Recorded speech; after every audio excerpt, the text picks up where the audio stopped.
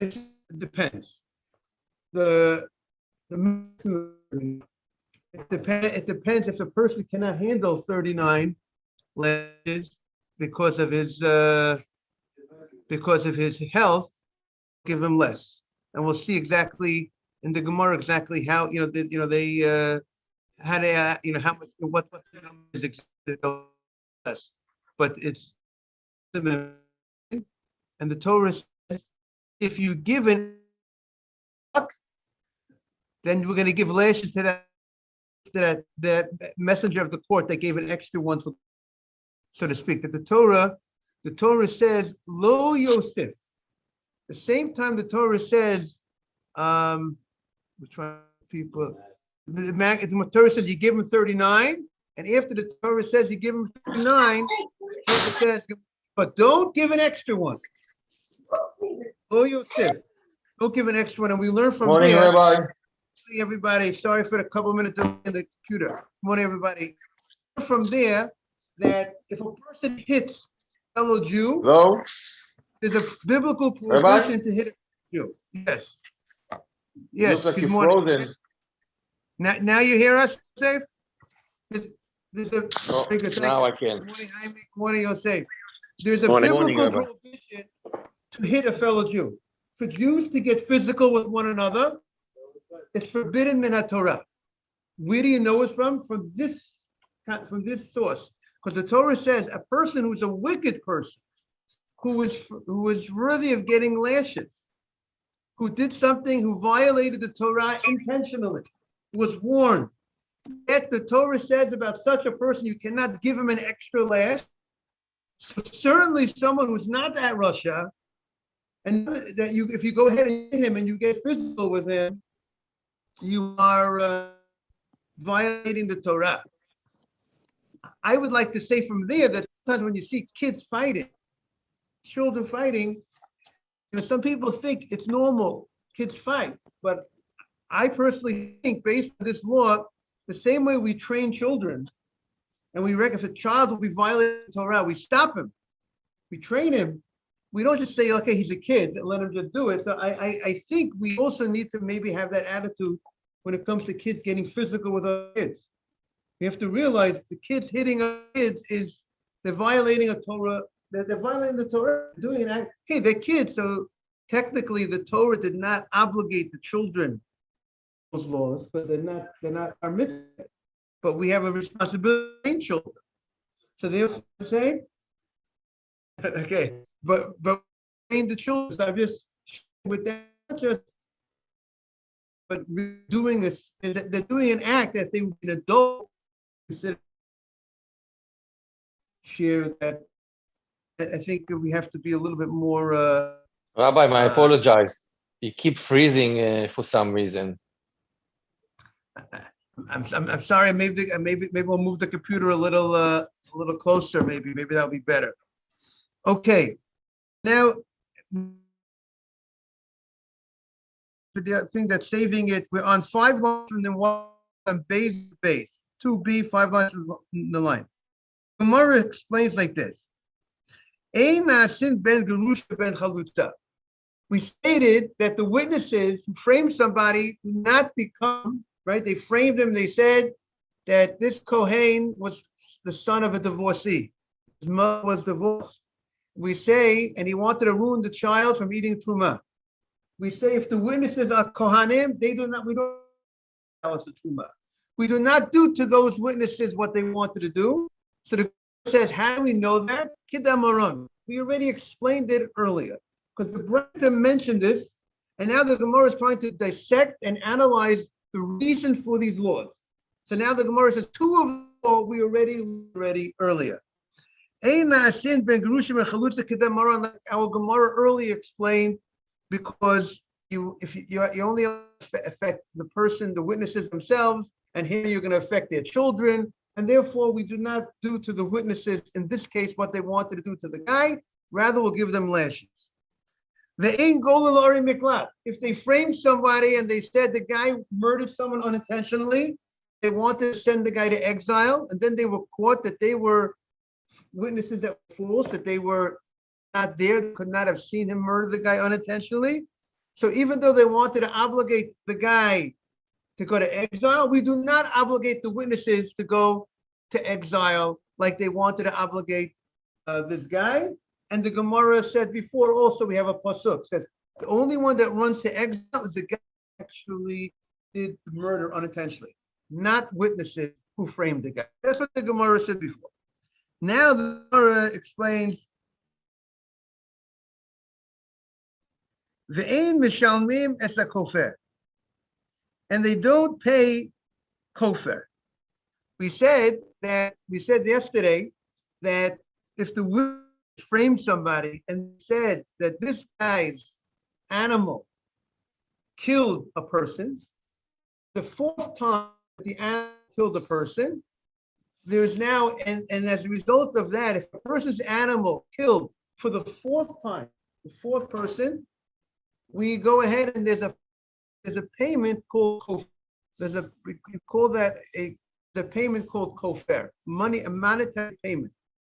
And that payment that's given to the family of the victim who died, that pay, and then these two witnesses come to court and they say, was your ox killed for the fourth time?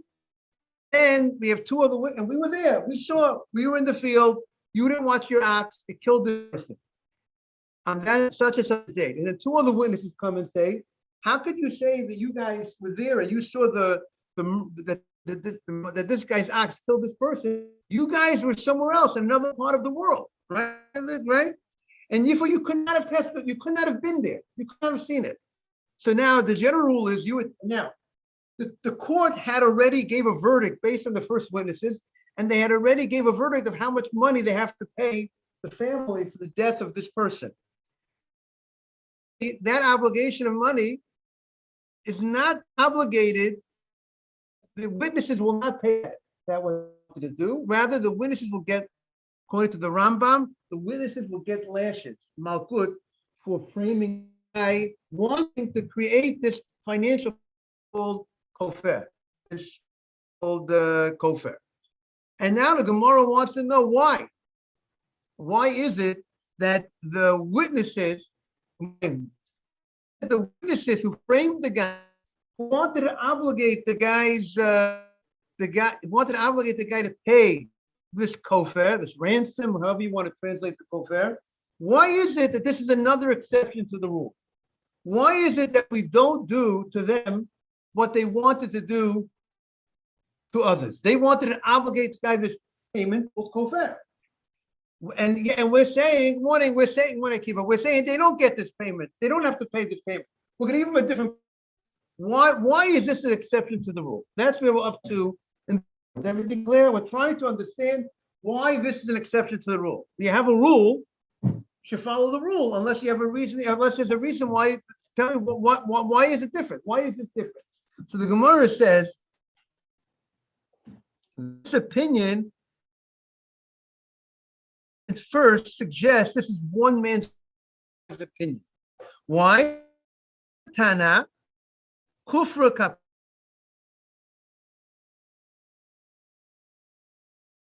kapara. That kofer, payment for the death of a person, when they have to pay money, when the owner of the ox has to pay money, called kofer. The Torah calls it the kofer nafsho. The Torah calls it kofer. They have to pay the money. Is this payment like every other financial payment causing a loss, or is this a different type of payment? A payment like atonement money. Atonement. A guy. Like on Erev Yom Kippur when we do kaparot. When we do kaparot, we give some money, right? The money is there is what should be kapara. It's atonement. You give the money instead of the money should be instead of yourself. I have to take the money, the redemption for me, and it should be. So it's not the idea of something that's financial. I'm paying something that I owe. Rather, it's it's coming as a source of atonement. So the Gemara says, so too over here. This opinion says kofer is more of an atonement. An atonement, so that atonement only fits for a person who actually his animal killed somebody. But the witness's animal did not kill anybody. The witnesses just here framed another guy. You can't put the punishment on the witnesses. This type of doesn't fit to go ahead and it's like to say, let's say the witnesses say that Ruvain is obligated to bring a korban, an offering for a certain sin that he did, right? They come to court and they say, we saw a certain sin that carries with it the punishment called the korban. And the court says this guy is obligated to korban based on the testimony of the witnesses. And then another two witnesses come and say, you guys could not have noticed that this guy is obligated to korban because you were somewhere else. Are you going to the second pair of witnesses, who the guy should bring this korban? A korban is brought for a specific act of this korban is act of sin and to atone for the sin. It would not make sense for the witness did not do that type of sin to bring this korban because they framed somebody. So the same way you would understand that the witnesses will not bring a korban for something that they did not actually do, so too, the Gemara is saying over here, these witnesses who framed the guy, if you obligate a guy money, you could say, if they wanted to obligate the guy money, we could punish them by obligating them money. So it's like a substitution, the kofar. This would it's like a substitution for himself. It's like instead of, because really he should die. There's such a thing. Really, there's death. If his animal killed somebody, his animal, he didn't watch the animal as a result of that. And it's the fourth time, and his animal killed a person. There is mita b'dei shamayim. He should die in heaven. There is a death on him. The language of the pasuk is, I think, v'gam ba'alav yumat. The Torah said the owner is obligated death, not by the court down here, but the court upstairs. There's two types of death. There's death at the court down here, obligates death.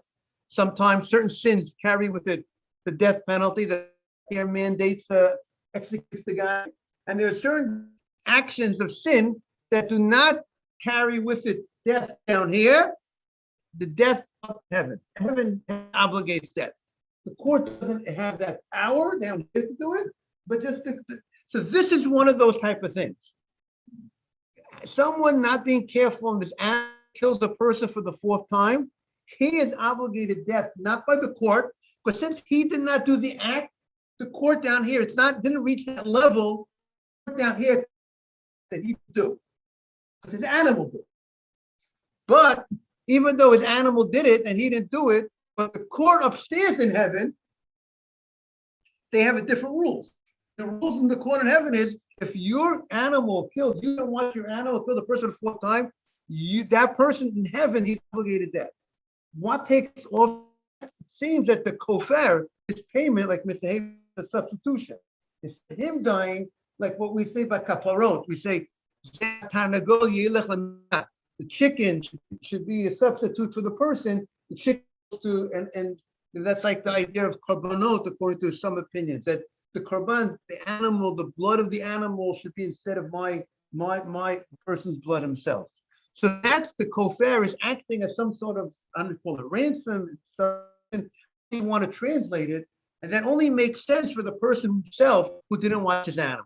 The witnesses themselves who have nothing, their animal, they have no animal killing anybody, doesn't fit for them to pay this kofar. That's why the Gemara says that the witnesses who framed the guy regarding this act of an animal, they will not have to pay the kofar. What will they have to do? They'll get the Rambam says they will get lashes for this sin of framing. Dr. Navid, is it clear? Yes, only animal can. There is another pasuk in the Torah that says that if someone murders somebody, they can't take kofar to the case his way out. That's another pasuk in the Torah. No, we don't take kofar instead. There, we got to kill the guy. A guy, somebody say, I'll pay my way. I'll pay. He intentionally killed someone. We can't take kofar in such a case. The only way to kill someone, then the Torah says that's the payment kofar. It has to be the fourth time. The first time the animal kills no kofar, there is an opinion in the Gemara that says we half a kofar the first time, half the value, but that's not the general opinion. The majority opinion of the Gemara is there's no kofar. What happens to the animal the first time? We just kill the animal. We stone the animal. That's what we're supposed to do the first time he kills somebody. The problem is somehow the Gemara says that however this animal got away with it, that it wasn't stoned the first time, it wasn't stoned the second time, third time, the fourth time. The animal's still alive somehow. It should have been stoned the first time, and now once it's the fourth time happened, now the Torah feels we got to put an additional penalty or whatever you want to put to the owner of the ox, and therefore now it's not only the ox gets killed for it, but there's a money has to be paid. So that's that. And now there's two opinions in the Gemara. How do you assess payment? Is the payment the value of the victim, or is it the value of no value? Which the Hebrew language of a substitution, you would say substitution might be value, what his value is. But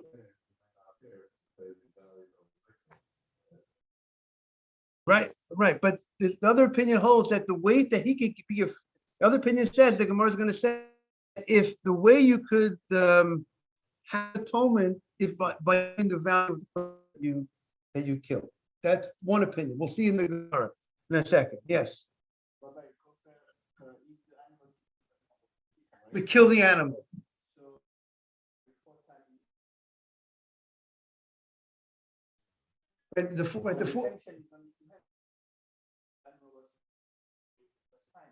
Right. So the money is on. He wasn't careful, right?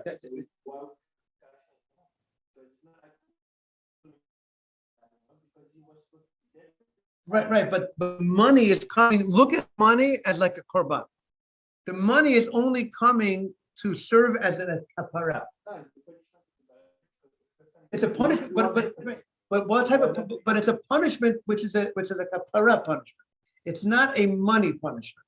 It's not a financial. It's not a financial punishment that will punish you. It's coming. It's only for kapara.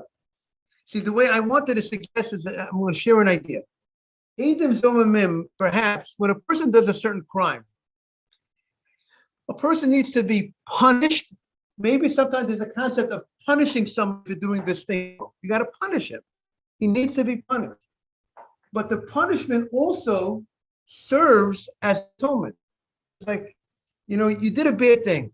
Like someone, the child goes ahead and he puts his hand by the fire, right? The child puts his hand. So the father gives him a little something on, right? For putting his hand gives him a little whatever. Putting his finger by the fire. So what's the point of his father doing that?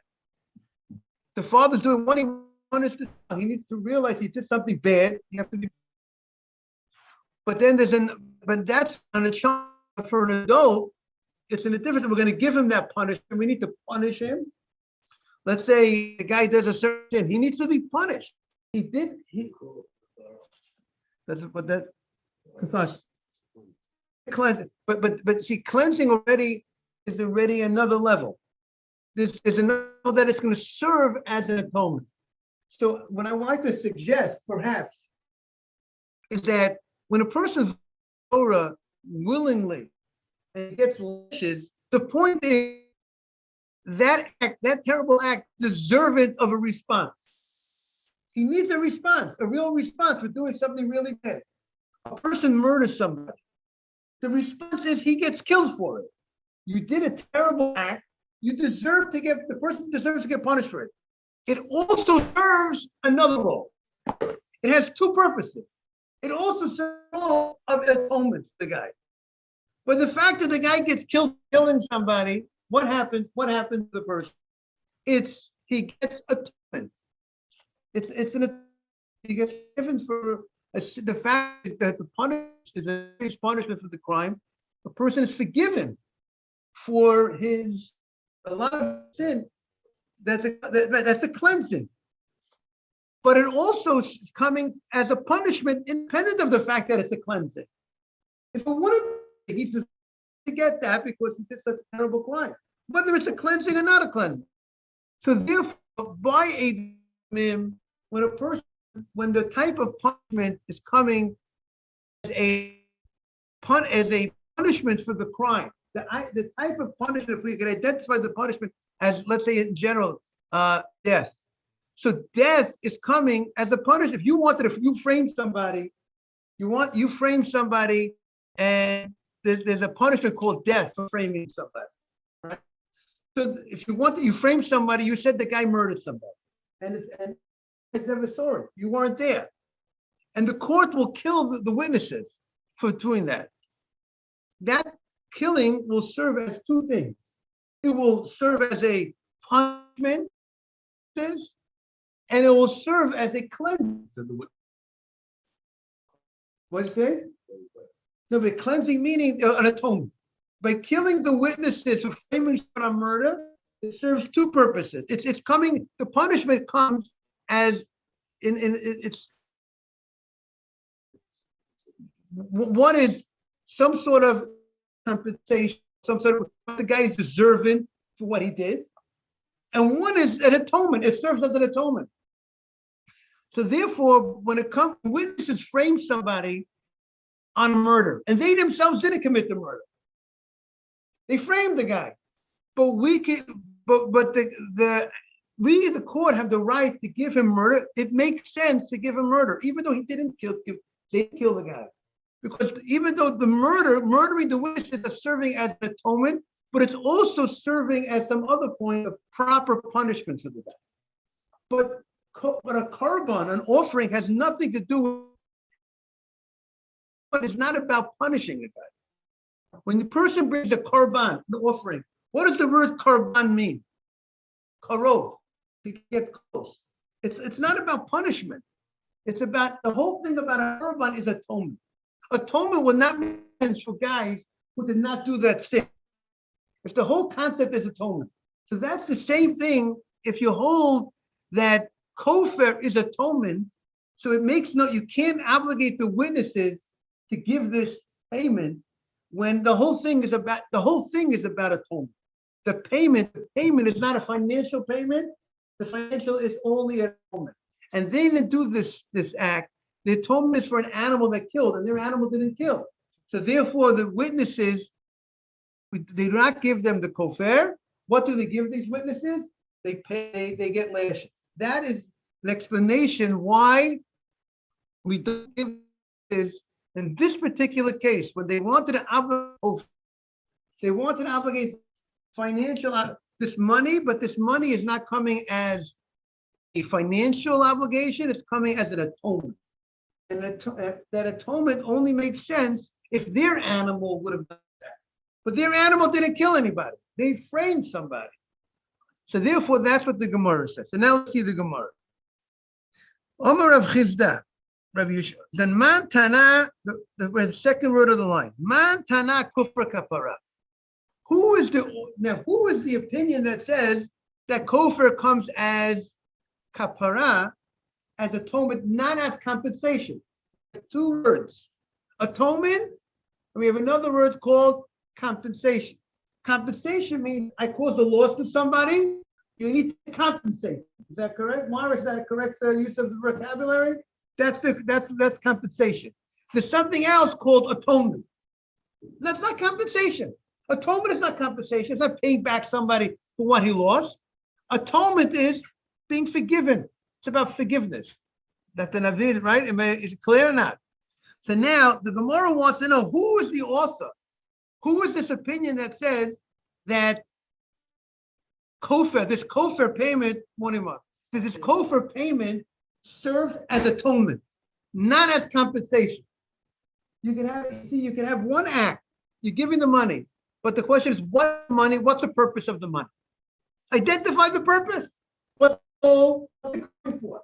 When the Torah obligates the kofar, is the Torah obligated because the person's animal killed a person for the fourth time? The Torah says you got to pay also kofar. What is the point? What is the the great difference is Moreh Ariel. Why is it coming? Why is this kofar coming? Is it coming to serve as compensation, or is it coming to serve as atonement? So the Gemara, if it's coming to serve as atonement, these witnesses didn't do this act of their animal didn't kill anybody, so therefore they do not have to use kofar. But you say the Gemara is trying to because the Gemara knows the Gemara is at this point. The Gemara is under the opinion that there is a major dispute of rabbis of two great of how to understand this kofar payment. Is the payment called a compensation, or the payment called a monetary compensation? Sorry, payment, or is it atonement? What is this kofar? Just to bring everybody up to date, we're talking about someone's animal kills somebody for the fourth time. We say the owner has to pay something called kofar, but he pays in dollars, in American dollars. He pays money, but the question is, why does he have to pay money to the family of the victim? The guy got killed. His animal killed somebody. Is the payment of the money serving as a compensation? You caused this loss, and therefore you have to pay. You pay for the loss, or is it? It's nothing about the loss, so to speak, as much as the guy. Torah wants it. The guy needs an extra atonement, kapara, and that's what it's coming. It's coming as a atonement. So that's what the Gemara. Those are two opinions in the Gemara. The Gemara at first says, based on what it's coming for an atonement or compensation, is how do you assess this payment? If the payment is coming as atonement, substitution, as Mr. Ava said, so the substitution should be the value of the person, of the owner of the animal. The owner of the animal who did not watch his animal, he should be killed for this act, and he needs atonement. So if he goes ahead and if his value, whatever his value, Nathan, what you were talking about before, the value of the owner of the animal, that would serve as an atonement. If the payment is coming for compensation causing a loss, then how you evaluate the loss? You evaluate the loss by the value of the victim. Is it clear or not? If it's compensation, you cause the loss, so then you have to evaluate the victim, not the owner of the animal. So they would not pay. You pay the family of the victim the value of what the victim would be sold as a slave sold as a slave. But if you would go ahead and if it's atonement, the Gemara is thinking atonement would be the value substitution of the owner of the animal. That's what the Gemara is thinking. Call it a nafka mina. The difference of how you understand the payment will have its consequences in the evaluation of this payment. Do you evaluate by the payment of the owner of the animal, or is it the value of the victim that got killed? Is it clear?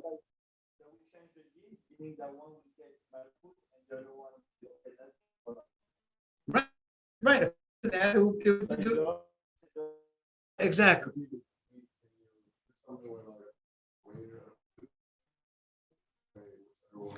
It's either this or that.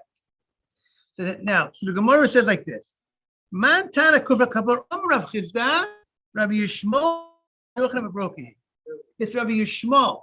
Rabbi Yishmael is the one who's of the opinion that kofar, this payment that you pay for, we welcome Jake, this payment that you pay when the animal kills for the fourth time is kofar, it's kapara.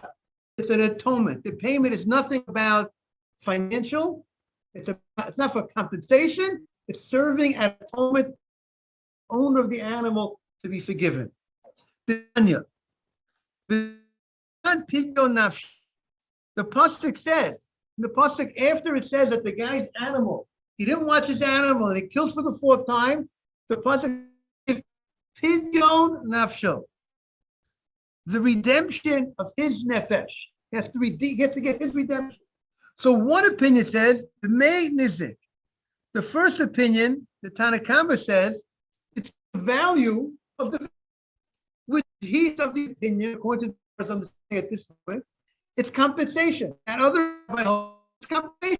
How do you give compensation? You evaluate the value of the person who was killed, and that's compensation, the value of the victim. However, the main mazik. He said that when you pay the kofar, you pay the value. When the Torah says you have to pay kofar, it's the value of the owner of the act, the owner of the one who did the damage. It's his value. So the Gemara wants to understand, what are the rabbis arguing on? What is the root of their fundamental disagreement? Rabbi to say, come to this conclusion, and one rabbi to come to a different conclusion. One rabbi says it's the value of the victim, and one rabbi says it's the value of the owner of the act. Are you with me? So why are they? Is it clear? What's the root behind their?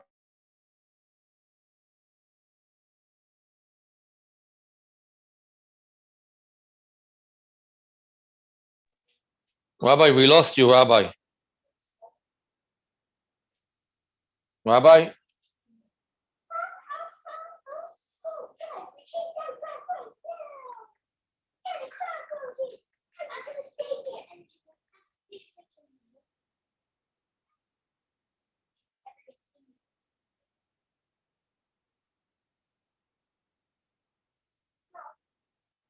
Rabbi? Rabbi?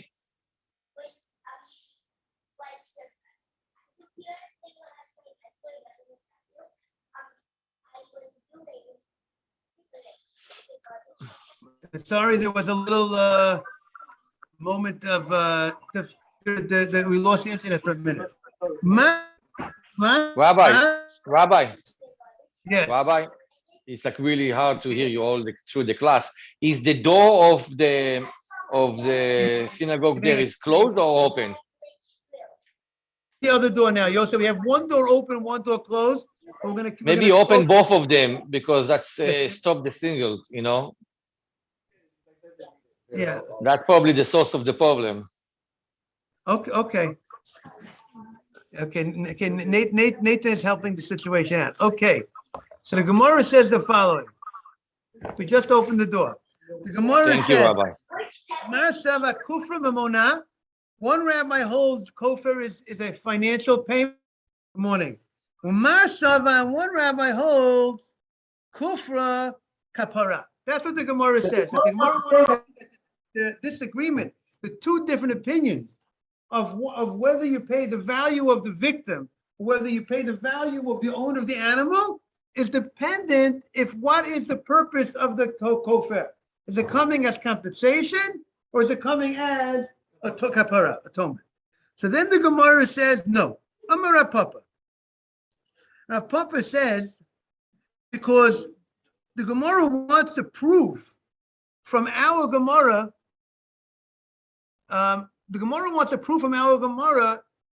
an opinion in a Braita, because we have two opinions in the Braita. Two rabbis argue on what the payment of kofar is, whether you pay the value of the victim or the value of the owner of the animal. And from this Braita, that the Braita says by Edom Zomimim, that the Edom Zomimim do not pay. They do not pay this. If they frame the guy, they do not get this punishment. The Gemara wanted to prove this is in agreement with the opinion that says that you pay the value of the owner of the animal. Because by the fact that you do not obligate the witnesses who framed the guy kofar, why don't you obligate them? Because you're saying it's a kapara, because it's an atonement, and this is not appropriate type of punishment for the witnesses because they didn't do this type of crime. And you're saying, and therefore you're saying it's an atonement, and you're saying you're going with the opinion that says kofar is an atonement, and the way you value kofar is by the owner of the animal. That's what you want. That's what will come to be the conclusion. If you say kofar is kapara, and then you're coming to say, and therefore you're saying, and there's only one opinion that says kofar is kapara, because you wanted to say that the other rabbi holds kofar is not kapara. The fact that the other rabbi says that you pay the value of the victim would say that kofar is not kapara. Therefore, you want to prove, the Gemara wants to prove that our Gemara is holding like the opinion of you pay the value of the owner of the animal that did the murder. And that's important to know and that would tell us what the law would be in such a case. If we would want to know, pay the value of the victim or the owner of the animal.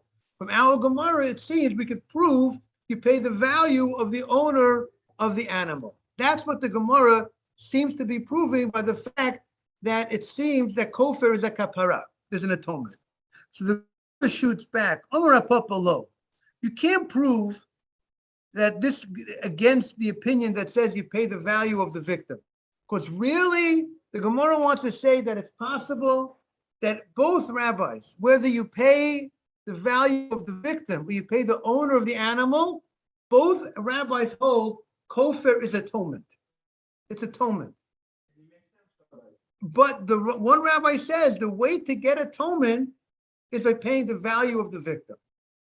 So therefore, our Gemara by Edom Zomim cannot prove one opinion over the other opinion. Cannot prove whether you go by the value of the victim or the value of the owner of the animal. Only thing we see from our Gemara is one thing.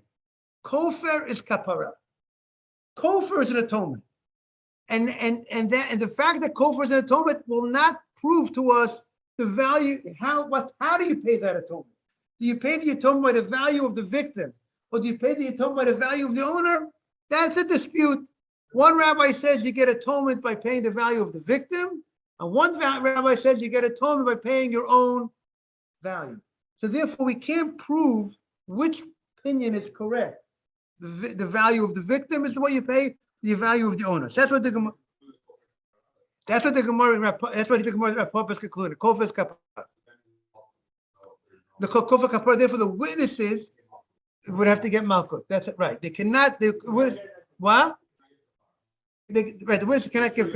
They shouldn't get. They have to get Makkos. They can't pay this kofar. And that's what the Gemara says. The Gemara says, "Lo, the kuli alma. Everybody holds kofar kapara. Everyone holds kofar is atonement. What are they arguing on? One rabbi holds you evaluate the kapara by the value of the victim. And one says you evaluate it by the way you get atonement is by your own value. We'll continue tomorrow to understand why does one rabbi like go this way, one rabbi goes the other way. We'll see tomorrow. Have a great day, everybody. Good to see everybody.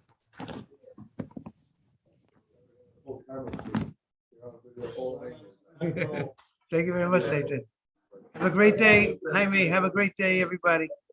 You get it done. Thank you.